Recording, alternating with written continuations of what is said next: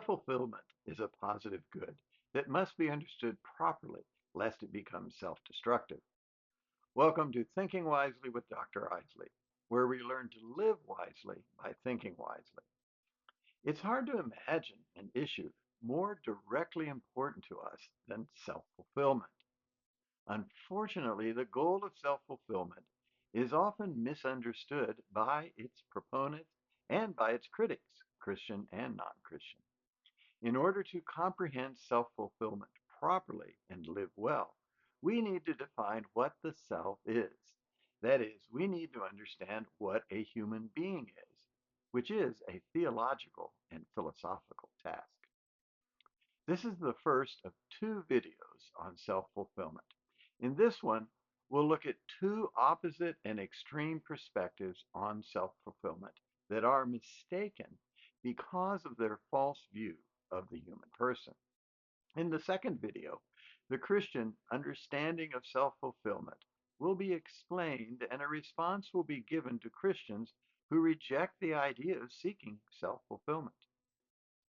The two mistaken conceptions of self-fulfillment are, first, extreme self-centeredness, and second, self-destructive altruism. In their different ways, these two mistaken beliefs hold that the self is divine. Let's look first at the self-centered person. This self I will call the sovereign self. And like a god, it believes that all other selves exist to serve it. The sovereign self focuses exclusively on its needs and desires, to the exclusion of the needs and desires of others. Self-centered people want not only to dominate conversations, but also to talk just about themselves. They only see and evaluate situations in relation to their own self. In extreme cases, self-centeredness is best described by the personality disorder of narcissism.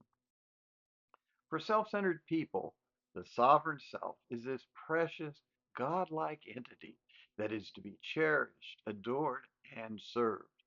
As unique, it is unlike any other self. Because of this exalted view of the self's uniqueness, the sovereign self is fully individualized and isolated. Other selves exist, but they are not the same as the self-centered persons and are either threats to the sovereign self or means to fulfill it. Consequently, situations or people who are challenges to the sovereign self are complained about as unjust or they are avoided. This leads to the sovereign self remaining immature because we grow as individuals by overcoming challenges or learning from perspectives different from our own. Another negative consequence to the self-centered person is that for this divine self to be the center of its world, that world has to be very, very small. One must constantly cut oneself off from others who cannot be controlled or relied upon to serve the sovereign self. The sovereign self is thus an isolated and lonely self, existing in its own tiny world. Furthermore, a society of sovereign selves is a society in conflict. Each sovereign self fights against the rest and is threatened by them. And because there are always some selves that are stronger, the sovereign self is insecure and fragile. Finally, death, as the dissolution of the self, is greatly feared. It is the ultimate proof that the self is not sovereign. So the self-centered person is not, really cannot be fulfilled. The isolated self does not grow or mature because it won't be nourished by other selves. It cannot consider placing the needs and desires of others above their own or even on the same level of value as their own. This isolation of the self in the self-centered person, his adversarial view of others, and his hopelessness in the face of death highlight two fundamental weaknesses that need to be corrected by a true view of human nature. First, by nature, humans are relational. Therefore, self-fulfillment must occur in a web of mutual relationships that sustain and nourish us. We are not gods above all others, but fundamentally equal. Also, the self is not sovereign. We clearly depend upon others from our birth and throughout life. And death gives the lie to an attitude that the self is sovereign. Mortality rules it. The second erroneous view of the self is extreme altruism. However, before we discuss extreme altruism, let me state that it is not my intention to deny the value of altruism. Altruism promotes acting for the benefit of others. Altruistic acts are laudable and necessary if society is to function well. All of us need to be concerned about the good of others, and if the occasion calls for it, we need to act on their behalf, even if such an act does not promote our immediate and at times long-term needs.